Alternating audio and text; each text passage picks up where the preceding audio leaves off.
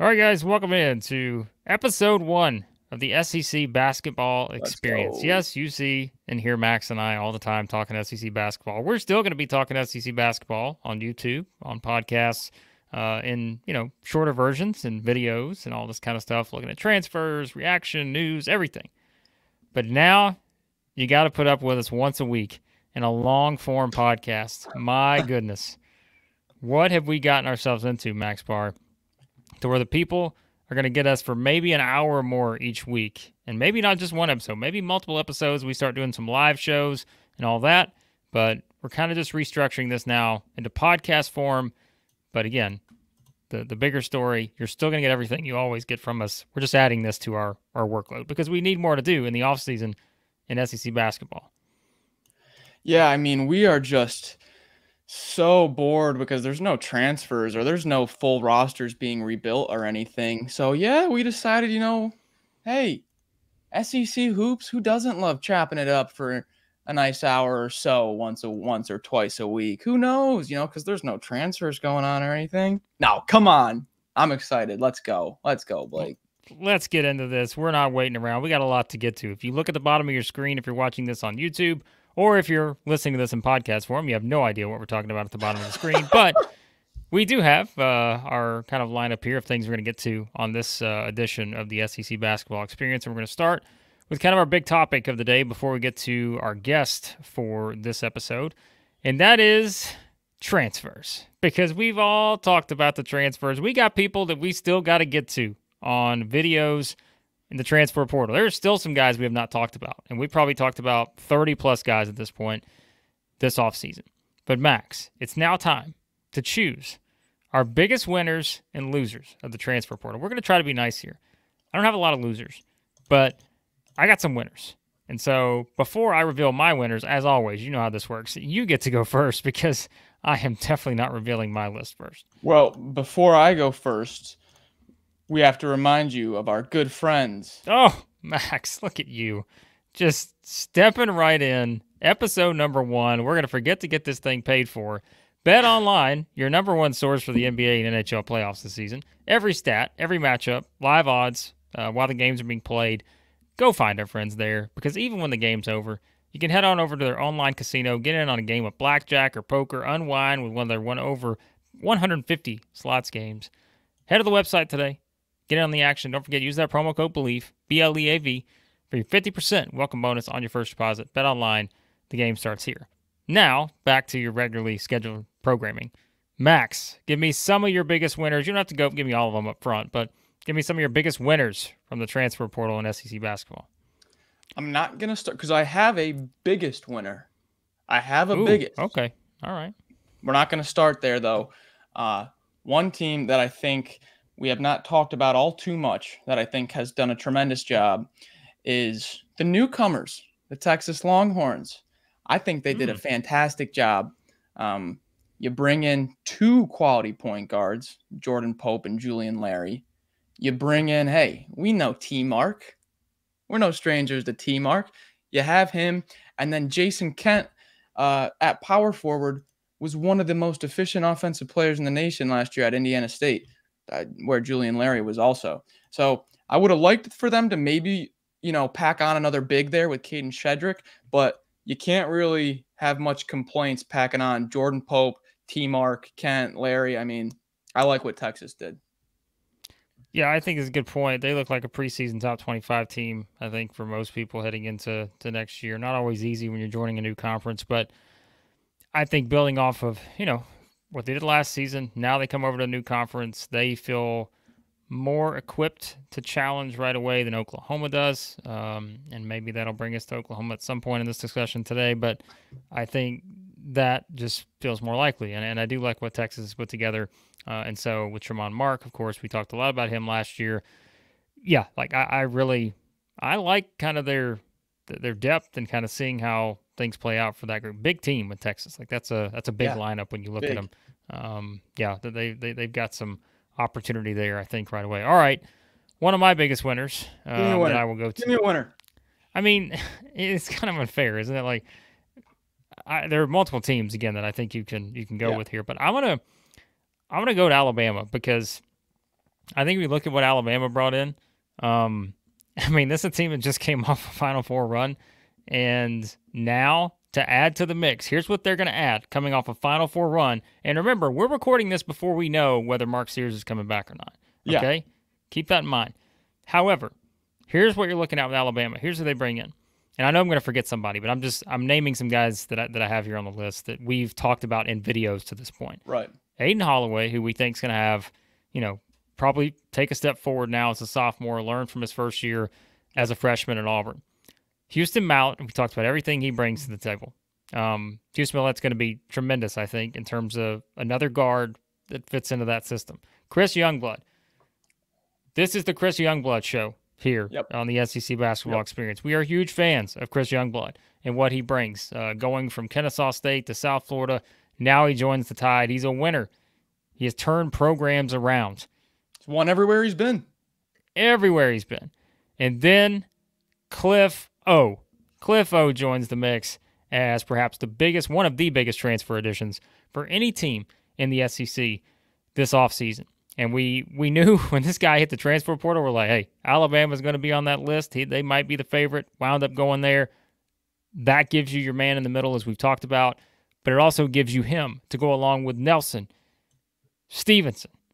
And then you look at the backcourt, and I think that's it. Like, Alabama's a big winner because of who they add in the transfer portal, but we know that also factors in who you're bringing back. And when you pair all these guys with the guys that are returning, Alabama's got to be up there as one of your biggest winners. Yeah, I think that Big Cliff really puts the icing on the cake, because that's like that team need. Like, he's good on his own.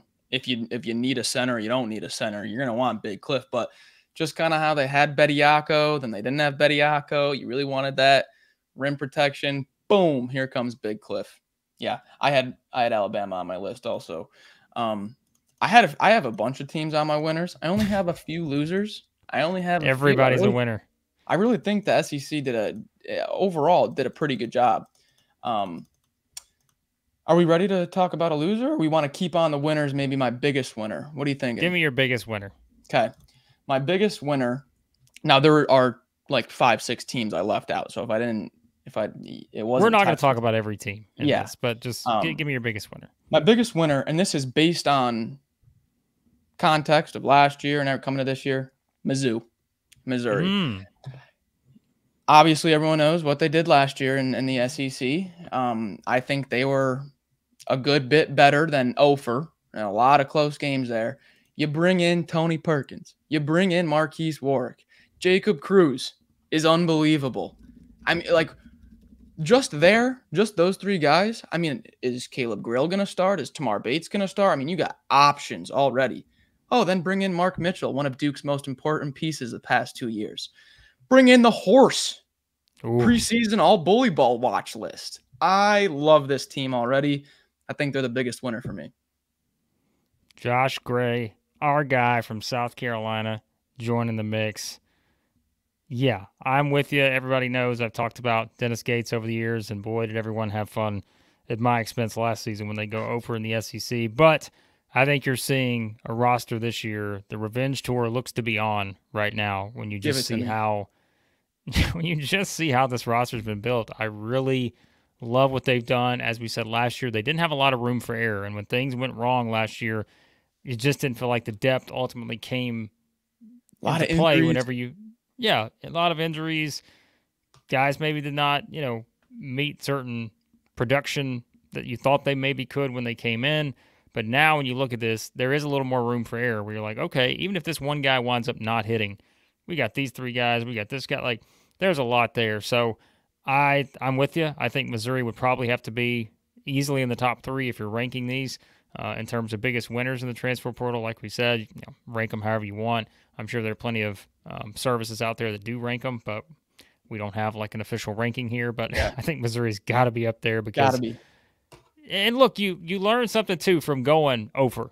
I mean, nobody wants to be in that position, but you can't tell me that Dennis Gates and his staff did not learn from this, because you see the roster they put together, and we joke about the revenge tour and everything, but they put together a roster that looks like it's very well placed to compete in the top half of the SEC next season.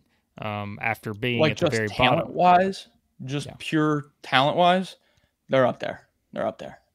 Yeah, I think so too. So I like that one. I think Missouri is a good choice. And again, as we said, we're not going to talk about every single team on here, and I'm sure people will look at their group and say, hey, we should be among the biggest winners. Maybe that's the case. It probably are, because I don't really, as you said, there's not a lot of teams I look at and say, boy, they really swung and missed on everybody in the transfer portal. But some are going to, I think, stand out a bit more than others. I think Arkansas has got to be in there. I mean, look, let's just group these two teams in, okay? Let's group Arkansas and Kentucky together. And I know that's not going to be a popular move on this show. But the fact is, they both had to replace entire rosters, basically. So they have to probably be among the biggest winners just because they are replacing full rosters. And Kentucky, if you want to say, why is Kentucky a biggest winner? Well, I think we've done a video on every single transfer that they've added so far, except for maybe Brandon Garrison at this point. Yeah, and why they're one of the biggest winners is because they are going to be one of the most experienced teams, not just in the SEC, but in the country. And so I think the experience will be interesting to watch in what Mark Pope has put together there. So that's one of the reasons I would put Kentucky in that category. You know, we've talked about Kobe Brea, Mari Williams, Kirk Kriesta. Like, there's a lot of reason to be excited. Lamont Butler, keep going down the list, Andrew Carr, and so forth. Arkansas, same situation, rebuilding the entire roster, seeing who comes in. Johnell Davis could be first team All SEC. I may have that as part of something we're going to talk about later. Jonas Adu comes over, as a top star on that Tennessee team last year. The Arrow, we talked about breakout potential. Big Z breakout potential. Johnell Davis, we mentioned, star freshmen that are coming in. Flan, Knox, Richmond. DJ Wagner just joined. We're going to talk about Arkansas in a second. But, I think you kind of group them in together because it's almost unfair to say, well, they both had to completely rebuild their rosters just because of the coaching changes. So, yeah, if I had to give a shout to another team or two, I'm not going to dive too much into them, but we just did a Tennessee Chaz Lanier video. That'll be out soon. I think they hit on what they needed to hit on. They got their rim protection replacement from Adu leaving with Akpara. They filled in for JJJ at the 4 with Milicic and Dubar. And then you fill in for Vescovia at the 2 with Chaz Lanier. And I like how that's all fitting together. And then this might be a little bit of a hotter take, but it's not as flashy. But Ole Miss is now more towards what Chris Beard wants. They got three bigs. 3 bigs, 6'7", 6'8", 6'9". That's like vintage Texas Tech Chris Beard. They got Dre Davis, 6'6", versatile guy from Seton Hall. I think he was NIT MVP or NIT championship game MVP, something like that.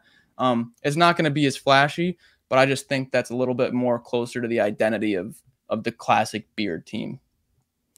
Numbers-wise, and again, if we're not talking about your team, keep in mind this is transfer. So, numbers-wise, certain teams have only added a couple guys. And when you compare it to other teams that are adding a lot more, here's your list based on, I'm looking at this, the depth chart here that we like to share around, Max. The team that added the most transfers this offseason, you know who that is? Arkansas? Not Kentucky, not Arkansas. It's Vanderbilt. Another team in the mix that is completely rebuilt the roster. They have added, I think it's 10 transfers, but maybe more than that at this point. I'm not sure. But you could really have Vanderbilt at every position, 2 deep. They could all be transfers on this roster for Mark Byington. So I would put Vanderbilt. That roster is growing on me more and more as I look at it. Hoggard was big. Hoggard was a big one. So I think Hoggard was big.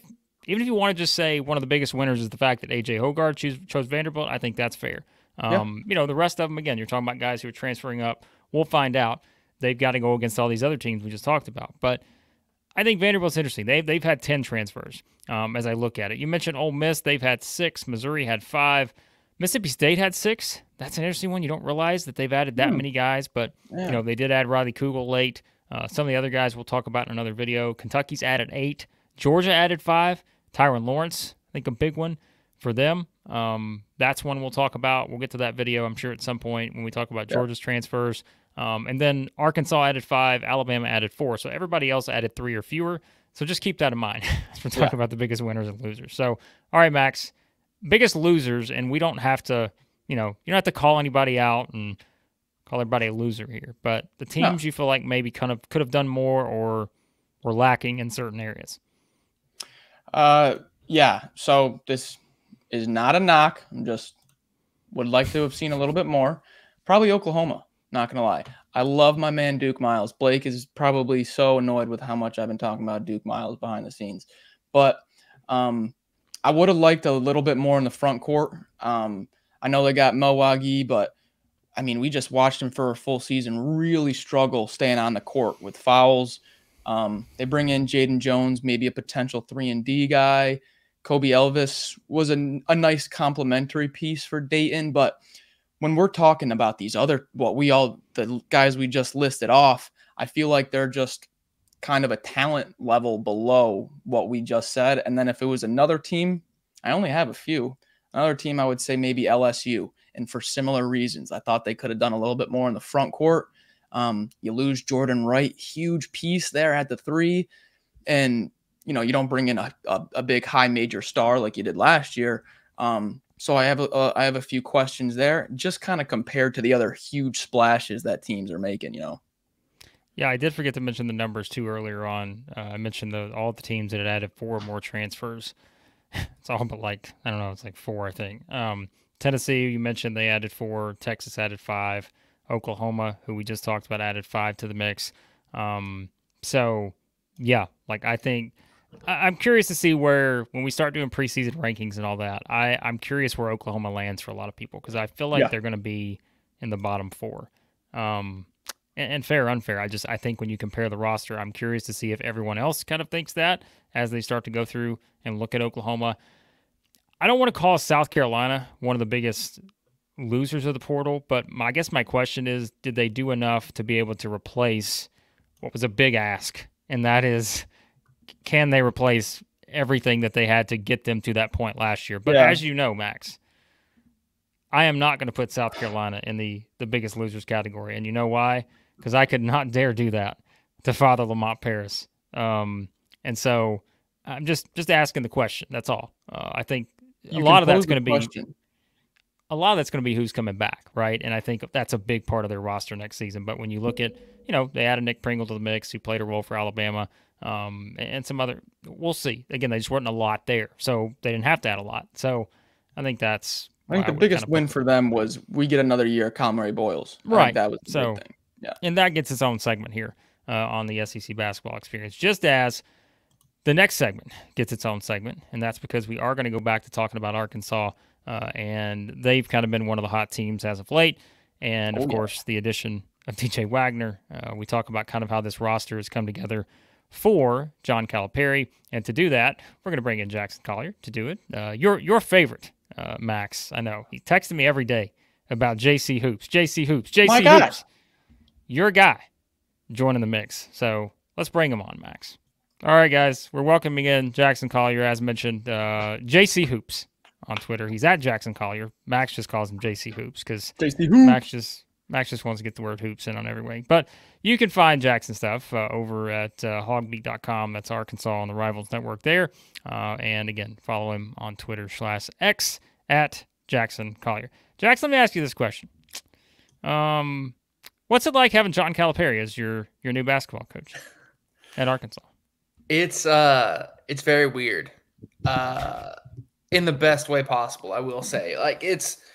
I never thought I'd see John Calipari wear Razorback red or any shade of red or any shade other than blue. We had Memphis Tigers, obviously the beautiful Kentucky blue that they have over there. Hadn't worn any shade of blue or anything other than the shade of blue since his UMass days, I don't think. So it's been a minute, and it's still an adjustment period. It doesn't feel right seeing him in Razorback red. It doesn't feel right saying Arkansas head coach John Calipari. It's one of those things that even though it's happened, and it's not like the shock factor isn't that, oh, well, why would he go to Arkansas of all jobs? Because Arkansas is not a great job. It's why would he ever leave Kentucky, or why would he ever not be at a traditional blue blood type program? And it's been off, but he's hit the recruiting trail really hard, both in the transfer portal and high school recruiting. So on that side of things, I think everybody around here is getting acclimated to having Calipari as head coach, especially with landing some of the talent that he has coming in. Okay, staying on the Calipari train here. That was a wild coaching search. Wild. Okay, and you were like at the heart of it. Just kind of take me through like the timeline and like when did it start to be like, oh, whoa, this could happen? Okay, so I've revisited this and relived this a couple times, but I still can never like keep all the dates and the times exact. So I'm going to try to go from memory. Some things might be a little bit off, but like I think it was the Thursday that we found out Musselman was leaving. It was well known that he was going to be leaving at that point. And I'd been covering that. I was expecting it ever since January, I think. And the Thursday comes where he's announced, or whatever news breaks, he's taking the USC job. Fine, whatever. Arkansas starts the head coaching search. Everybody thinks it's going to be Chris Beard. It's going to be open and shut. You know, he has connections on the board of directors. He's close with people in the state, with power people in the state. Little Rock Money was really wanting to back that hire, and they reportedly made a very generous offer, which Ole Miss made a equally generous offer. And seeing as how Ole Miss was going to give Chris Beard anything he wanted, essentially, there was no reason to leave. So he didn't leave. And then there's the Jerome Tang stuff. And then we get to the point where there's really no direction for who the next coach at Arkansas is going to be, because everybody assumed it was going to be Beard or Tang. Neither one of them are in play anymore. So then it gets to, okay, who's the next tier? I was talking to people who were very close to Will Wade. I won't say what degree of closeness for their sake, because these conversations were very private. But Will Wade, I guess from his camp, from these people close to him, they were sending feelers to Hunter Yurachek and to any power players involved at Arkansas. Hey, we want to be at Arkansas. Give us the offer. We'll take it. But allegedly, Greg Sankey was like, not recommending the hire. I don't think he could officially block the hire, but he was recommending that Arkansas not hire him. And so, you know, Yurachek was in a weird spot. Do I hire him anyway and go against Greg Sankey's recommendation? Blah, blah, blah. Then there's an Arkansas Democrat Gazette, the statewide newspaper in Arkansas. Mm-hmm. Arkansas Democrat Gazette report, I believe it was Friday. It was either Friday or Saturday, that Arkansas would be interviewing Little Rock head coach Darrell Walker and Mississippi State coach Chris Jans. And as soon as that news breaks, like when people wake up and read that morning paper, all hell breaks loose. It's like, do we really go from Chris Beard, Jerome Tang to Chris Jans and Darrell Walker? And don't get me wrong, Jans has done well at Mississippi State, did well at New Mexico State. Darrell Walker has had a few really good seasons at Little Rock and is a Razorback legend by all accounts. He's a top 20 player in program history. But when you're talking about hiring a head coach, those names just don't register as well.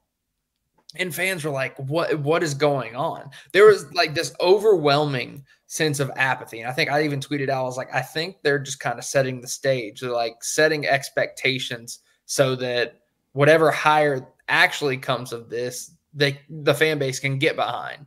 I wasn't thinking John Calipari at that point. I was still thinking Will Wade, because they wanted the job. That whole camp wanted the job. And then I get a text, I think it was Saturday, like, yo, it was Saturday morning. He was like, yo, I think John Calipari is going to take the Arkansas job. I didn't report it anywhere because I was like, you're blowing smoke like right now. There's no way. Like, why would John Calipari leave Kentucky for Arkansas right now? Like they're looking at Darrell Walker, Chris Jans, and they're going to pull John Calipari. No way. That afternoon, got another text from another trusted source. This one from a Kentucky source. Yo, I think Calipari might be legitimate. Took the phone. He was like, call me. Called him. We talked for 45 minutes about Calipari to Arkansas. And at the end of the conversation, I was like, man, I don't buy it. Again, didn't say anything anywhere. It's like, I'll be the laughing stock And I'll lose all my credibility if I say, hey, I have a couple of reliable sources saying John Calipari is coming to Arkansas. Turns out the next day, or late, was it either Sunday morning or Saturday night, news starts breaking. I think it's like Matt Norlander and Shams and like other people start saying, oh, there's an agreement in place and this, that, the other. I'm like, wait, what is going on? And I texted a couple of my national sources who are like as plugged in as anybody, and even they were caught off guard. There's no way this isn't happening. And sure enough, it happened. It came completely out of left field. I don't know how many people actually knew. Obviously, the people that ended up breaking it were Wes Moore and the Little Rock station.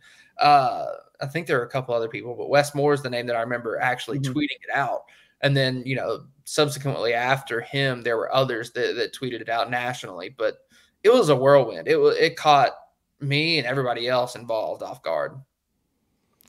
All right, so that's a good way to segue to this then. John Calipari is the new coach at Arkansas. Eric Musselman, for all the things that were said at the end of his tenure at Arkansas and everything that played out the way that it did for him to go to USC, which we all expected to happen as things started falling in the coaching carousel. How do expectations change for Arkansas? Because anytime you are attached to John Calipari as your head coach, that automatically brings the idea that this is Cal who's going to go out and get the best players every single year. He's going to assemble one of the top 5 to 10 rosters in the country every single season. And then meanwhile, like we said, Arkansas, I would say it's fair to mention that there were some disappointments, certainly the ups and downs during the Eric Musselman era, the NCAA tournament success being the ups, some of the SEC campaigns where you're like, wait a second, well, they just lost 5 of 6 or 4 or 5. And are they going to turn it around? And Max and I were, of course, this past season, we're like, come on, it's Arkansas. They'll get this thing on track. This year it didn't happen for whatever reason. And boy, that's a completely different podcast. But how do the expectations change? Do they change at all? Because we know, too, that one of the reasons Cal is no longer at Kentucky, based on how everything played out, there were a lot of Kentucky fans who didn't want Cal anymore because they were tired of seeing them being ousted in the first or second round.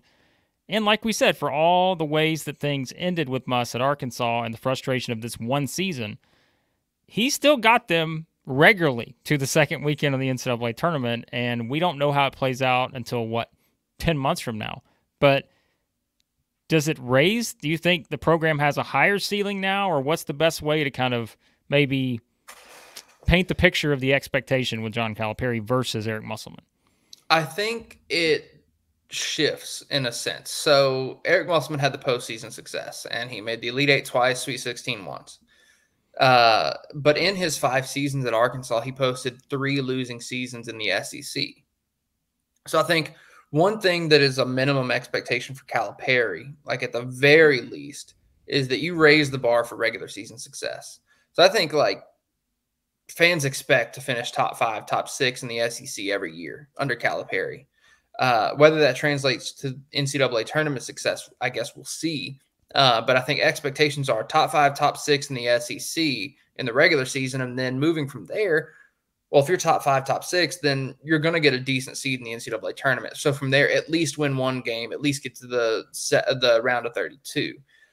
I think expectations might be a little bit higher than that, though. I think, everybody wants to continue that postseason success. And Calipari, admittedly, like you mentioned, the last 5 years has not had great postseason success. He's gone 1-3, 1-2, 1-3 or something in the last 5 years in the NCAA tournament. So, we'll see what happens at Arkansas. As far as expectation setting goes, I hesitate to say, and I'm not speaking for the fan base, I would imagine the fan base still expects Sweet 16 Elite Eight or more, given Calipari's history. My personal expectations are better regular season, at least win 1, maybe 2 in the NCAA tournament, at least for right off the bat. Now we're talking, he has a 5-year contract. We're talking 2, 3, 4 years down the road, another Elite Eight experience, another Final Four for the university for Calipari. maybe not outside the question if he's still bringing in that talent. I don't think it's unreasonable to think that Calipari finishes with at least one Final Four or Elite Eight in his time at Arkansas, but I don't think that should be the expectation. I think that'd be like icing on the cake. Consistent success, consistent recruiting classes, putting more people in the NBA, and, you know, at least getting past the first or second round. Those are my expectations. Yeah, and it's kind of weird how like one bad game in the tournament might wipe out the entire season of, you know, how it's thought about. You know, I would say, me personally, it's like, yeah, let's get back in that top 5 of that SEC. Let's get back in the top. Let's be running for an SEC title here. Yeah, so Max and I aren't wrong. Every year we pick you in the top 3, like we did last year. So please. To Max's point, though, like, you know, one bad game in the NCAA tournament can wipe out a year, but one good game can make up for a underperforming year. Arkansas beat Kansas to get to the Sweet 16 when they had 3 draft picks, 3 McDonald's All-Americans in a year that they went 8-10 in the SEC. Granted, there were some injuries there, but that roster was still talented enough that I don't think you can justify going 8-10 in the SEC and having to struggle to get past first. But they ended up beating Illinois. They beat Kansas, albeit without Bill Self. But that one game against Kansas completely wiped out the rest of the season. Yeah, it goes both ways. One thing about the roster here that I kind of want to touch on, it's kind of a two-parted question, but there's a few spots here still to fill. I think it's 4 or 5. I'm not sure the exact one, but first part of the question is kind of what should we expect kind of for the rest of this roster, kind of for the fill out. And then the second part of that question is we've got 3 freshmen. We've got Knox. I love Billy the Kid. Been calling him the Outlaw. And then Boogie Fland. Kind of what to expect out of the freshmen. So right now they're at 8 scholarship players since they added DJ Wagner. So they have 5 open scholarships. Calipari has gone on record saying he expects to fill 8 or 9. Okay. I kind of think that's a little conservative. I think they end up with 9, 10, maybe 11. I would say 9 to 10 with an emphasis on the first 8 to 9 as far as resources and playing time. Yep. You know, we'll see how it goes. Igor Demon was one of the names that kept coming up. Obviously, he committed to BYU earlier today. You know, he kept coming up, and I think that was a battle between Arkansas and BYU. You know, for whatever reason, chose BYU. Good for him. He's a fantastic player. He fit kind of that primary ball handler / wing role. Very good size. I think 6'8", whatever. But since he's out of the picture, now Arkansas is forced to focus on other players. I think Coleman Hawkins from Illinois is one in particular. If he withdraws from the draft, I think Arkansas has a really good shot at landing him, especially since North Carolina landed Van Allen Lubin from Vanderbilt. So I think, and I've had North Carolina sources tell me that after landing him, they're not going to plan. Hubert Davis doesn't plan on adding any more pieces. So they might be finalized in North Carolina. So that opens Coleman Hawkins to potentially go to Arkansas. I think I've heard him connected with other schools as well, maybe Louisville. But if he does return to school, I really like Arkansas's chances with him. And he fills that stretch 4 role that Arkansas really is missing right now. I think that's really the primary area of concern is a true starting stretch 4 guy. I don't know how realistic it is, but Trevin Brazile, Arkansas stretch 4, just withdrew from the NBA draft. So there's always the potential there. I don't know. Again, I don't know how realistic that is. I haven't heard any information from any sources or anything to indicate one way or the other whether he's likely to return to Arkansas or likely not to return to Arkansas. So I don't know. Personally, without any other information, I'm just skeptical of that happening. Yeah. Then there are the other popular names. There's Arthur Kaluma, there's Wooga Poplar, and there are a couple others. But those 4 names, I guess, Kaluma, Poplar, Hawkins, and Brazile, probably the ones to focus on at this point moving forward. And then in terms of freshmen, look, I think right now with the 8 scholarship players that they have, I would imagine a projected starting lineup of DJ Wagner at point guard. Then you have Johnell Davis, Carter Knox, true freshman, starting on the wing with Adu Thiero and Jonas Adu at the 5. That would mean you have a 3-man bench of Boogie Fland, probably first man off the bench. And then you have Zvonimir Visic and then Billy Richmond as your bench players coming off the bench.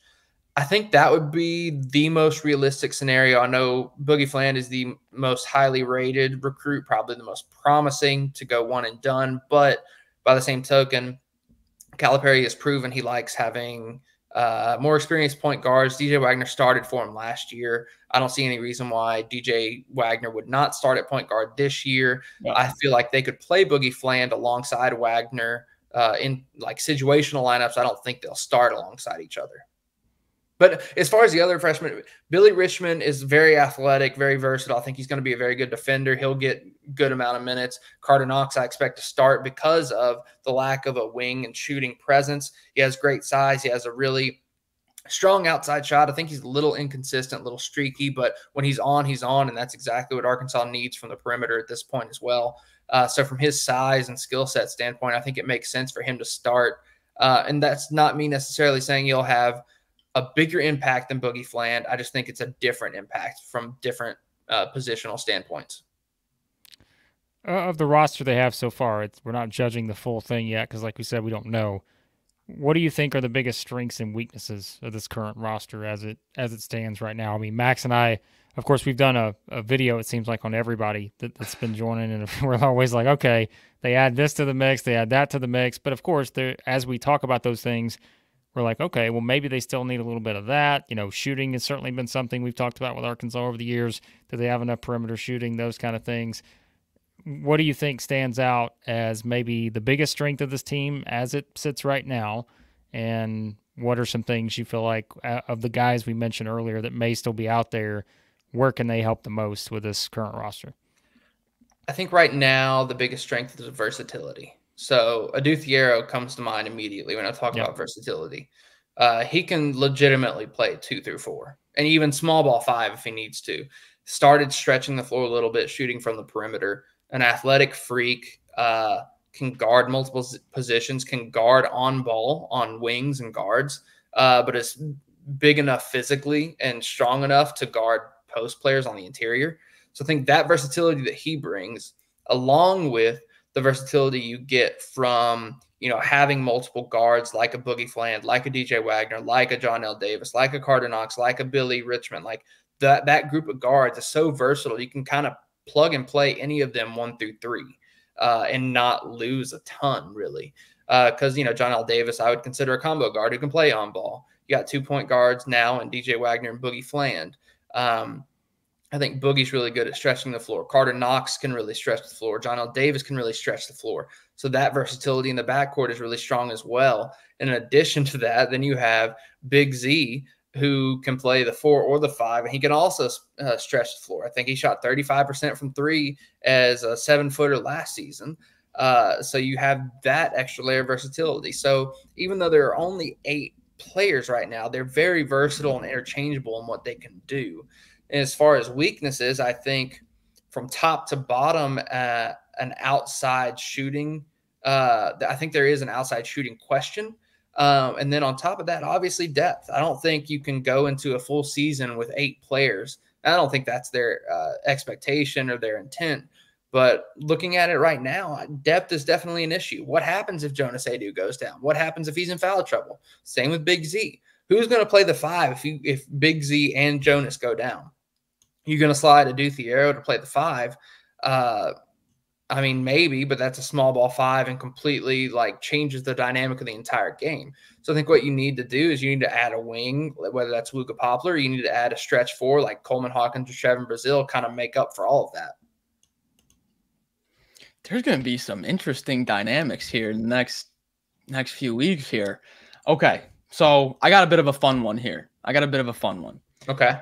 So it doesn't have to be who you think is the best. This is just who you like, your personal opinion.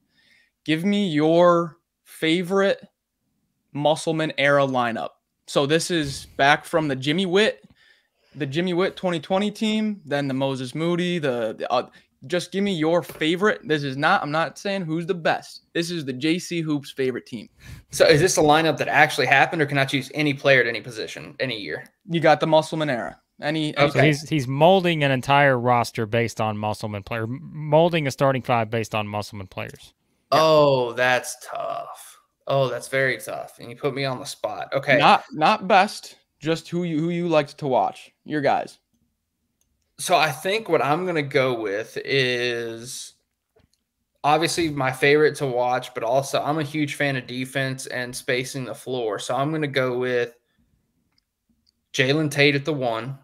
Ooh. Because he was a dog defensively and was really good at running the point. I know who's got to be at the 2.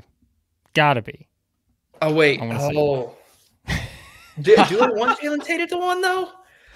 There's somebody else that could be at the 1, I think, and be all right in that spot. But we'll see if you get there. But I'm like, well, do I need to put Anthony Black at the 1? I could put him at other spots other than the 1. You could, but with he can't. I guess he was kind of limited from a floor spacing perspective, though. So the 1 would make the most sense. But Jalen Tate was more experienced and could space a little bit better. I'm going to stick with Jalen Tate at number 1. I'm going to go Mason Jones, too. Ooh, yeah. I was hoping you'd get Mason Jones in there. Yep. I'm going to go Moses Moody, 3. Oh, this team is nasty. Gotcha. A healthy Trevin Brazile, 4. Okay. Well, asterisk, healthy. Healthy, because he was injured so much. Yep. Because his rim protection was great when he was healthy. 5. I know the popular choice is Jalen Williams at the 5. Yep. But you got to take charges somewhere. I'm going to go Mekhi Mitchell at the 5. Oh, I like it. I mean, y'all watch more SEC basketball than anybody else I know. Y'all watched Mekhi Mitchell the latter half of this past season. He was averaging like 18 and Max 10. talked about him a lot, yeah. He made my That's what I'm saying. Y'all talked about him a lot. Y'all watch more SEC basketball than anybody else I know. He was averaging like 18 and 10 at one point down the stretch of the season. So I got to go Mekhi Mitchell 5. So that's, what's that? Tate, Jones, Moody, Brazile, Mitchell. Boom. But JD Note is 6-man. Okay. So see, that's what I was about to do. I was gonna say I got to make my 5, and I'm just telling you, I cannot leave JD Note out of the first 5. So the only reason I didn't have JD Note in my 5 is because I felt like, as good as he was, his last year at Arkansas, I felt like he was playing out of position by being an on-ball, like commanding the offense point guard. He was much more efficient and much better as that 6th-man off-ball role his junior year. And so if I could put him in that role as 6th-man again, that's where he would go. And he could win 6th-man of the year and SEC player of the year from that spot. I love it. So I don't want to leave anybody out, but a couple other guys I'm looking back through this because, I mean, you think about this, I'm like, these guys played 3 years ago? Really? You could have told me it was 10 and I'd have believed you. I know one you're going to say Isaiah Joe. Isaiah Joe's one, but Ricky Council, I mean, remember what Justin Smith did towards the end of what was that? Was that 21, right? That was 21, yeah. And I wanted to put Justin Smith at 4, but I also, again, the spacing that Brazile provides is just so next level. Mm-hmm. Yeah. Like, it's wild when you look at some of the, I mean, again, look at some of the players he had there. And they had some really good lineups, and the depth was pretty impressive. What if I told you Anthony Black, Nick Smith, Jordan Walsh were all on the same team? Yes. And went 8-10 in the SEC. Wow. See, there you go. And, by the way, Ricky Council was also on that team, along with Devo Davis and Mekhi Mitchell. Wow. And Trevin Brazile. Max, you come up with a gold mine here, because any guest we have on, we're going to force them to do this. And we're just going to make them on the spot come up with a first 5 or 7. For a certain team. So recently I put together like a 21st. I did 4 teams for the 21st century all Arkansas team. And I tried to make it as balanced as possible. I was like, okay, well, who can I fit in? Like, I'm talking, I had Darian Towns, Ronnie Brewer, Joe Johnson, like all those guys. And I balanced it as much as I thought I could, so that no single team ran away with it. I don't think any team got more than 40% of the vote. It was a very fun project. Wow. That's wild. Well, again, we could have this discussion for probably another hour about not just coming up with these, all Musselman teams, but also coming up with just what are we going to see from the John Calipari era at Arkansas? Because there are so many questions that we can still ask and play hypotheticals and all this other stuff. But we can do that on another episode of I will leave you with this as a sound bite to tease this episode. Uh-oh. Here we go. Oh, boy. Max, get it ready. John Calipari is on a 5-year contract at Arkansas. In that 5 years, I would expect John Calipari to have at least 4 lottery picks at Arkansas, at least 1 SEC regular season title, and at least 1 Final Four appearance. Boom. I think that's fair. I like that. Reasonable. It's fairly reasonable, a little bit bold with the Final Four, but I think 4 lottos with a regular season title and a Final Four, I think in 5 years, I think that's reasonable and also hot take. Well, if you're expecting if you're adding the regular season title as one of them, then I don't think it's unrealistic to say, well, if they're winning a regular season title, they can make the Final Four. So that's fair. Yeah. Fair enough. So, at this point, if you win the SEC regular season title, you're going to be a top 10 KenPom team. If you're a top 10 KenPom team, you got a good chance at making the Final Four. That's also very fair. Yeah. All right. Well, we'll talk about it. A lot more to talk about with Arkansas, I'm sure, as we get towards start of the season. Jackson Collier, we will have you back here, and maybe next time Max will let you actually prepare your answers instead of putting you on the spots to come up with. I like the unprepared answer. It makes you think harder. Well, that's what this show is. Trust me, Max and I are not prepared in any way, shape, or form for any of these upcoming segments we're going to have after this one. So you're going to fit right in. But again, we appreciate you joining. As we said, guys, follow him on Twitter/X at Jackson Collier. Check out all of his stuff. Hogbeat.com, Arkansas, and the Rivals Network there. Jackson, always enjoy the conversation. We'll have you back on again soon. Absolutely. Thanks so much. JC Hoops. All right, a great conversation with Jackson Collier. Like we said, lots of Arkansas discussion because they have been one of the teams, Max, that has had the most movement in the offseason, of course. So plenty to talk about with the Hogs and some other teams. But now we get to what is going to be one of Max's favorite segments each week that we do here on the podcast, and maybe mine too, because I'm gonna turn the tables on Max at some point as well. And I've actually got a trivia note for him too that I'm gonna throw in each one after he grills me on some of these. Who did they play for? That is the question for this trivia little fun we're going to have with some of these, because we're going to take some players that maybe played a while ago. Maybe we should know, but like with all the basketball we've watched, we may forget and say, oh yeah, I forgot about that guy, or I should have known that guy played for that guy or for that team. So Max, I'm going to try to start off 1 for 1 here on the SEC basketball experience. You have the floor to give me the name of a player who played for an SEC basketball team at any point in history. So if you go all the way back to the 1950s, I may have some trouble, but I'm going to do my best with your first selection. Let me preface this that Blake is going to crush me in trivia because we will be keeping a tally. I'm a healthy underdog here. Okay, who did they play for? We have got a transfer into the SEC. Now, this was before the portal was madness. Oh, no. And you had to sit out a year. So this player sits out the 2007 season and is one of the main pieces for this team in 08 and 09. Zam Frederick. Oh, man. I know. I can see him, but like I cannot think about who did he play for. Oh, no cheating. We got to put a timer on this. We're going to do like a 30-second timer, no cheating. Oh, my goodness. I can see this guy on the floor, but I cannot think of the roster or the jersey. Was a pretty healthy usage guy, too. They used him quite a bit. My first inclination is one of the Mississippi schools, Mississippi State or Ole Miss, but I just cannot think of which one it is, and it may not be either one of them. I'm trying to think of who was good in that range. I mean, Tennessee, Kentucky. I'm going to go Mississippi State. I don't know why I cannot think of this. brutal. You are incorrect. I knew it wasn't Mississippi State. I knew it couldn't be. He was an in-state guy playing for his South Carolina Gamecocks. Oh, South Carolina fans are roasting me right now as they're watching this.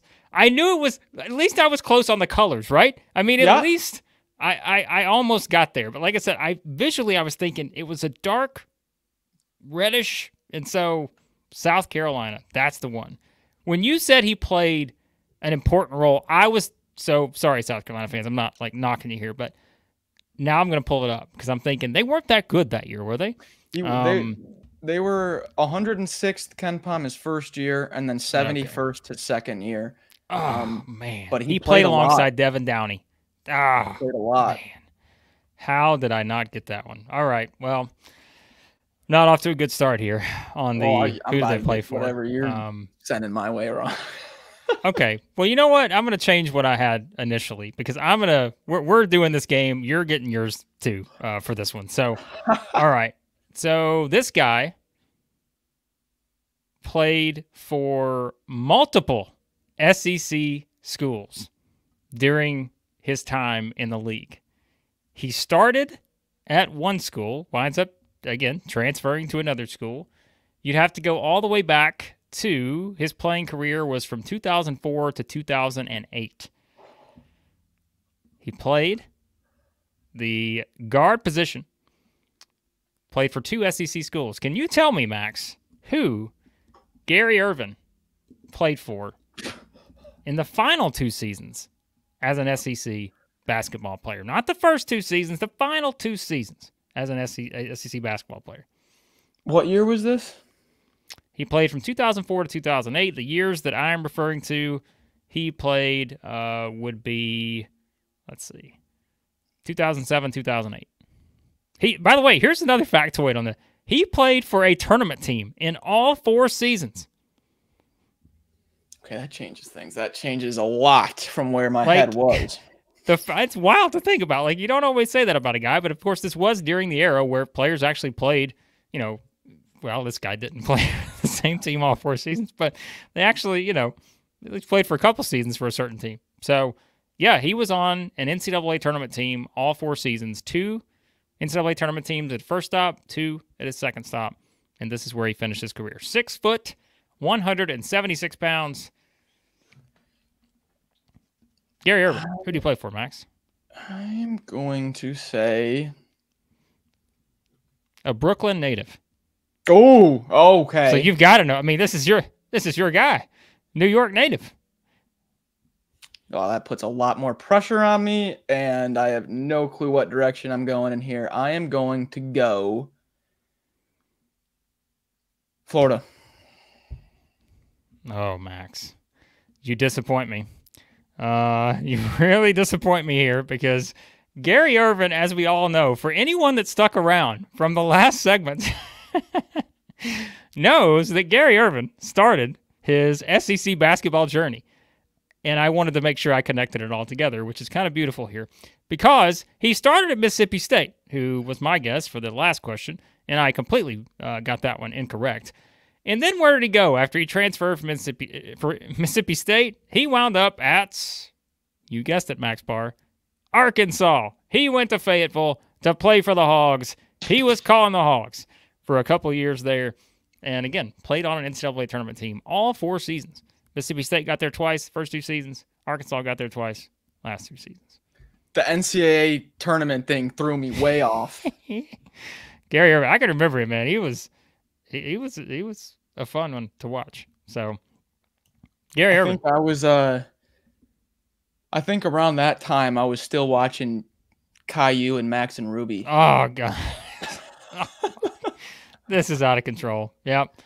Max was watching who knows what at that point. All right. Well, folks, we both go 0 for 1 on this first edition. Nowhere to go but up here. Nowhere to go but up. Who do they play for? I've already got a player in mind for next week's edition. So you can also send in your choices if you want. Yes. Although I wouldn't do that because that'll give us way too much time to cheat. So, if you send them in, we'll go honor system here. Southeastern 14. All right, Max, what do we got next here? What? It came from KenPom. What the KenPom is what we're going to do. KenPom? Max, do you have your obscure stat for everyone from KenPom? I do. All right, let's hear it.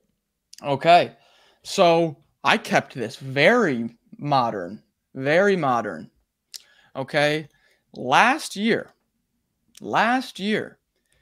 in the SEC, there was only one player that, now there's prerequisites. They had to play at least 40% of minutes. So it can't just be some guy that barely plays. There was only one guy that shot above 90% from the free throw line last year. Who was it? Ooh.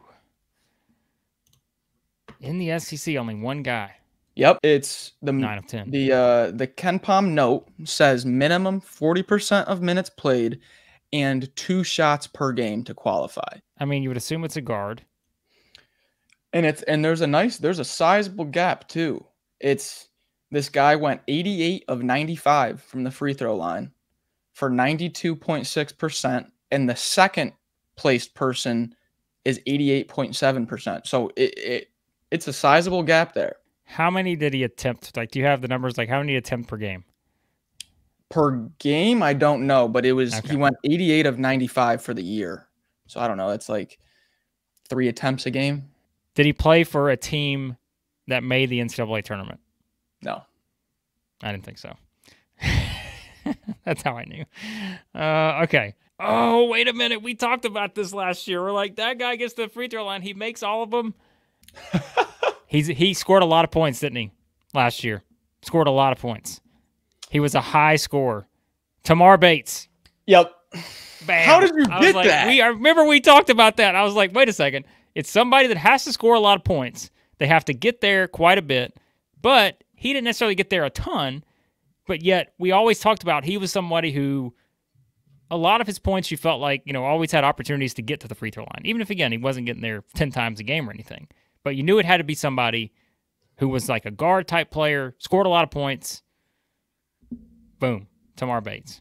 Yep. Tamar Bates at 92.6%. Right behind him was Jabri Abdur-Rahim and Walter Clayton. That's the top 3 from last year. Interesting. Yeah. So now I'm pulling up. So he didn't get there a ton. He had one game. Well, he had a couple games where he got there 9 of 9, 10 of 10. That's what I think it sparked in my mind. I'm like, the Arkansas game, he went 10 of 10. Yep. And that's what came out. It's like, we talked about that. And yeah, that was it. So, okay. Tamar Bates. Yeah. There you go. I like that. That was good. All right. Okay. That was a good one. I thought that was pretty well done, Max. Well done. Better than trivia.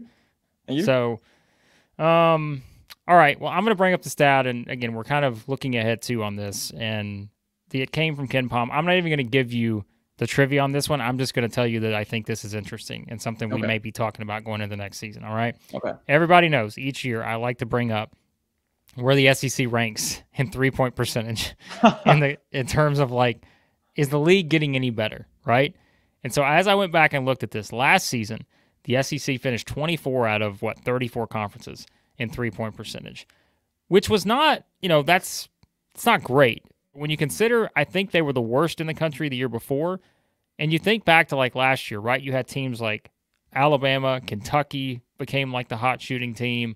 Who else? Like Florida. I don't remember exactly what Florida's numbers were or anything like that. But I think what's interesting is when you look at kind of the SEC and how it's evolved, like this league is continually one where like it's pretty much ranked like 22nd or lower. I want to say I can even tell you how many years in a row now. Like I keep going, I'm like 28%. It's not pretty. Like 26%. But I think that's kind of the point is that, look, you go back to, let's see, it's 2016. SEC finished 18th. They shot 35% from 3. I'd have to believe that's one of the better numbers probably in the last 2 decades for the SEC from 3. Maybe not that long because you do have some really good shooting teams. I don't know, maybe in those mid-2000s range or so. But if you want to talk about like the separator, and we kept talking about Alabama last year, right? And we're thinking, okay, what separates Alabama other than just the obvious stuff? I mean, it's like the ability just to be able to knock down shots from the perimeter. I mean, that goes a long way when you consider that in Missouri. Think about Missouri 2 years ago we're like, okay, what is going to separate Missouri? They weren't a great defensive team, weren't a great rebounding team, but man, they could shoot the lights out. And I think that's it. So as we're building these rosters and we see players that we get excited about, it's easy to look and say, all right, who are going to be the best three-point shooting teams in the SEC next year? Because you really look around at the other teams and you're thinking, all right, well, I don't know. Because if you look at it just by conference only last year, and what was kind of surprising by that was Kentucky finished first in conference-only games last year, 41% from three. Auburn actually shot at 36%. You want to talk about Auburn being a team that maybe overall you didn't think of as like a great three-point shooting team because they didn't have to be necessarily. Right. They still were second in the conference in terms of conference games, shooting 36%. LSU finished third, actually. Alabama finished fourth. Tennessee fifth. So, what? I mean, those were the teams that were, minus LSU, that were competing near the top, and they all shot it really well. And you look at the teams near the bottom, Max. South Carolina was kind of the outlier because, again, that wasn't a team that relied on the three a ton, but they were ninth in conference games. But look at the teams that finished near the bottom. Last, Vanderbilt, 26.8%. Texas A&M, which throw them out too because they shoot so many free throws, it doesn't even matter. So, I mean, and they get all the offensive rebounds. So the free throws and the offensive rebounds counter for A&M. But like Arkansas, Missouri, Georgia, these are all teams that struggled. And so Mississippi State, if you take out Hubbard. Yeah, it helps being able to make the three. And I think that's the point is, we'll see how some of these teams, and we've talked about some of these players coming in that have just incredible percentages from three. Yeah. But that is very important in this league, and we'll see like how Texas and Oklahoma acclimate to that. And you just I don't want to dive too deep into it here, but you just look at the percentages on Alabama's roster right now. Mm-hmm. There's a lot of percentages that start with 4. So probably going to be seeing them up there. Yeah. All right, ready to go to likely or unlikely? Got to be able to shoot the rock, man. Got to be able to shoot the rock. All right, likely or unlikely, Max? Likely or unlikely? Here we go. Boy, I've got a couple good ones for you. You've got a couple of good ones? Uh-huh. Well, why don't you go first then? I've been going first this whole time. All right, likely or unlikely? Missouri finishes in the top 7 in the SEC this season after going over in 23-24. Top 7. Honestly, I mean, there's a lot of teams in the league, but that's why I didn't go 8 because I was like, I feel like 8 is too clean of a choice. You got to go 7. Yep. Right now, I'll say likely. Sorry. I'm sorry. I'm throwing out last year. If I'm just looking at this year, if I think of it this way, I know nothing about SEC basketball. I don't know a thing. I've never watched it ever, and I'm just jumping in right now and looking at these rosters. The talent on Missouri's roster is top 7. It has to be. Has to be. Will they end up there? I don't know, but for the sake of this, I'll say likely. Come out and attack me. I don't care. I'm sticking up for you guys, Tigers. Max Barr. What would you say likely to that or one? unlikely? Likely or unlikely? Likely. Hold on. All right, hold on. Likely or unlikely? Mark Sears is the SEC Player of the Year next year. Now, you know why I'm asking you that question, because that has to be predicated on the fact that is he coming back? So I'm putting it a little bit further rather than just saying, hey, is Mark Sears coming back to Alabama? I'm asking likely or unlikely, is he the SEC Player of the Year next season? Okay, this helps me out a little bit. This is a little bit easier. I have a little bit of a cop-out here. I'm going to say unlikely. Because if he does come back, I think it's a 50-50 shot, him and Broome. Yep. You can't – you could argue one or the other. There's no way I'm going to tell you you're wrong. But since he's not announced he's returned yet, which could happen any day now. You got to play the percentages. Got to play the odds here. I'll go unlikely on Sears being Player of the Year. I like your answers to both of these so far. I think you've done a very swell job. So, well, all right, I appreciate that. Give me what you got. Give me some. Okay, let's go. All right, likely or unlikely? unlikely Kentucky wins an NCAA tournament game? Oh, Mark Pope would be getting his first NCAA tournament win as a head coach if that happens this season. Here's what we're going to do. We're going to have a little fun with this question. All right, If we pull up the current bracketology, and again, I'm not calling Lenardi the end-all, be-all of brackets.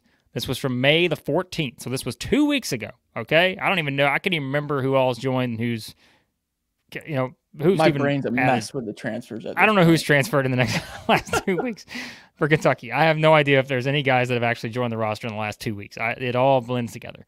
But he had Kentucky as an 8 seed going up against Dayton in the East. And, of course, to add to the scintillating storyline that could be number 1 seed Duke against number 8 seed Kentucky in the East region. Well, wait. First, it'd be a revenge game. Kobe Brea against his old team. The Kobe Brea game. He did that on purpose. He definitely did. So I've said, I know we did our initial live stream. The reaction was very pessimistic from the start. I think people were looking at Mark Pope, like the name value, all that kind of stuff. But I think as we continue to see what he's doing, as we continue to see him, bring back kind of some of that old Kentucky flair from, the days where they're winning national championships regularly, all that stuff. Does that ultimately matter right now? No, but I think there's something to what this guy's done roster-wise. We talked about how it feels like the pieces kind of fit together. Would I pick them to win the SEC right now? No. Would I pick them to finish in the top 3 right now? Maybe not. But if you're just asking, do they win an NCAA tournament game? I will say yes, because if you project them as a top 8 seed, and if I just go with that as the range, let's say they are a 6 to 8, 6 to 9 range, that tells me they're in a position to win an NCAA tournament game. So, because I don't, as of right now, project them to be lower than like a 9 seed maybe, I would say yes. I will say it's likely that they win an NCAA tournament game. Okay. I like it. I would also agree with that answer, I think. Okay. I got one more for you here. Very confident answers we have here. I got another one. Okay. So, last year, Vanderbilt finished 13th. There's 16 teams in the league next year. I know where you're going. Likely or unlikely, Vanderbilt is 13th or better this year. Oh, I knew you were going to do that to me.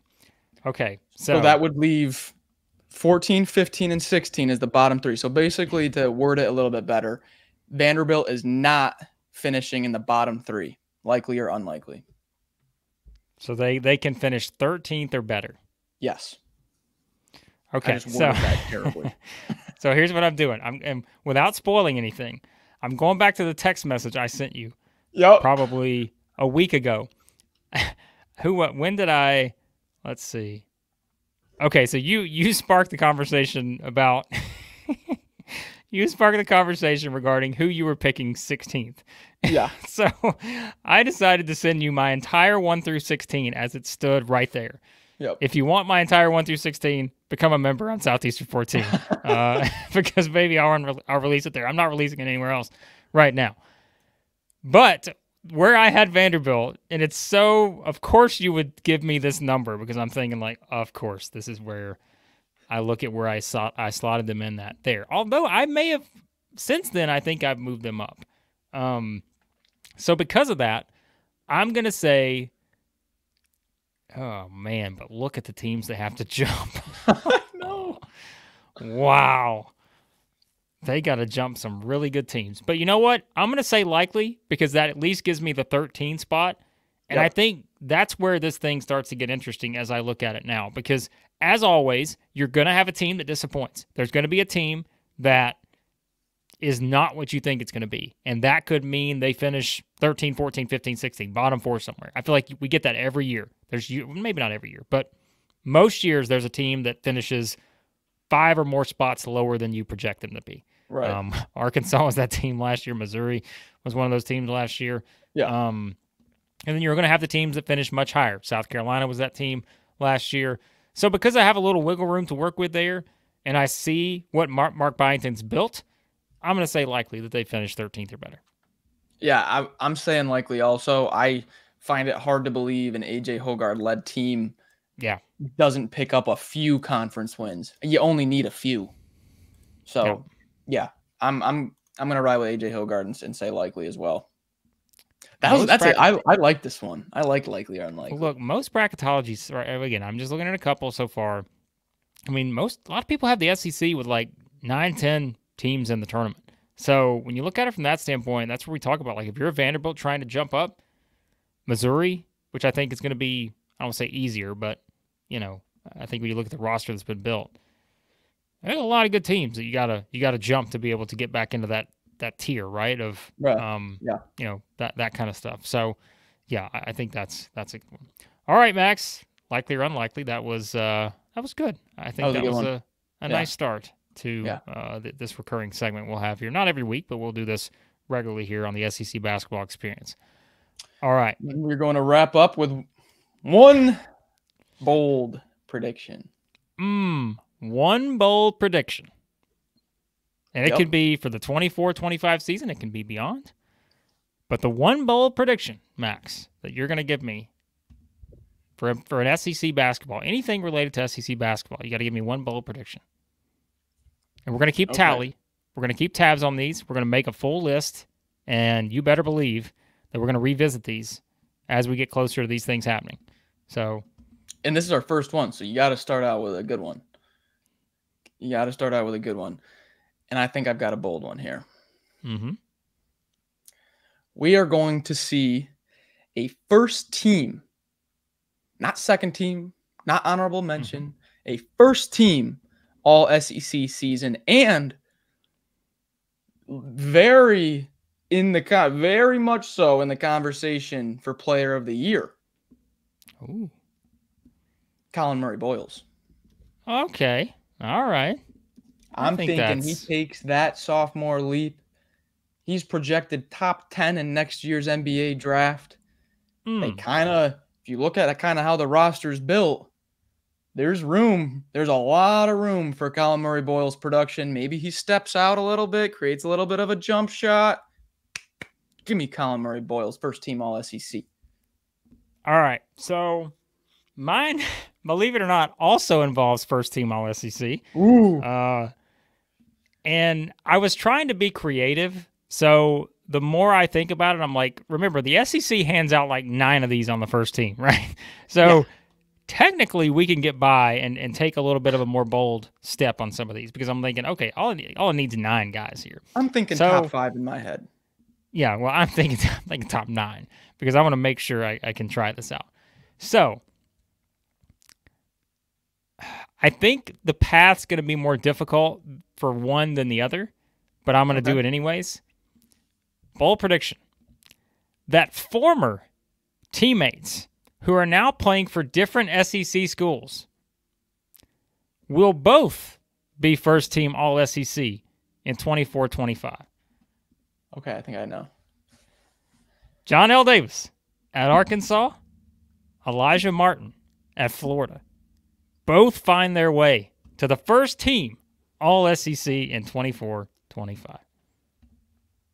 Ooh, the Owls. The Owls. The Owls are taking over. The Owls are taking over the Southeastern Conference. I mean, we had to go bold. And I think the problem for Martin is that he's going to have to go through Clayton for that spot. Well, we just saw ZP do it last year. So, but again, I'm thinking upside, potential. We've done the video. We talked about, I mean, this guy's going to be, he's going to be good. And I'm just thinking if these two wind up being one of the top 2 players on their respective team, which I think Davis has a really good shot. I think that Martin has a really good shot to do that. I'm thinking, all right, we can maybe work with that. If, let's say, that both teams finish in the top 4 of the SEC or something. 9 players, that's all I need. So give me that as one of my bold predictions.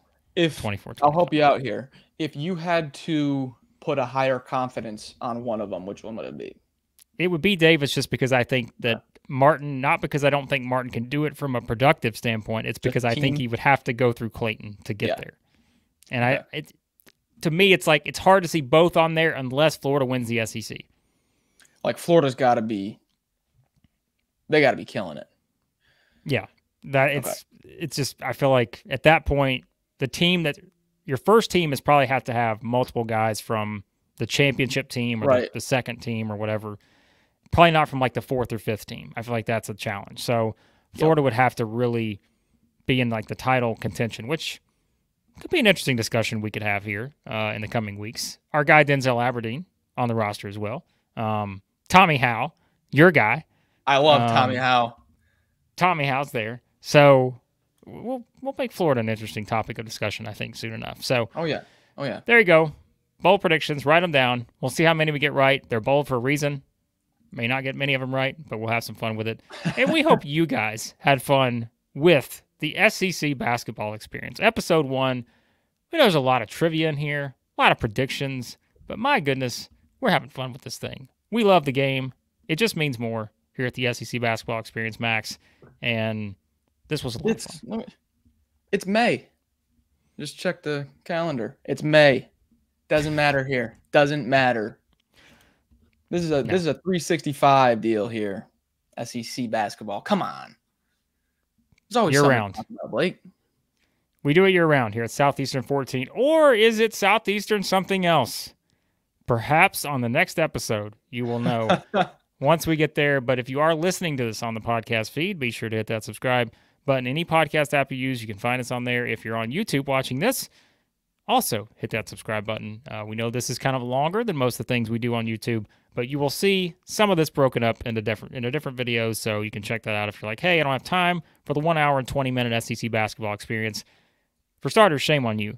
But also, you can watch the stuff in separate videos that we'll have some fun with here on YouTube. So you can watch shorter versions. Follow us on Twitter at 14 Southeastern. May need to update that soon. And again, we appreciate you guys checking this out. We're going to have more shows for you coming on Southeastern 14. In addition to all the videos that we already do, you're going to get some new shows added to the mix like this one. We'll do some stuff for baseball and football as well. So we appreciate you guys watching and or listening. And we will talk to you on episode number 2 of the SEC Basketball Experience.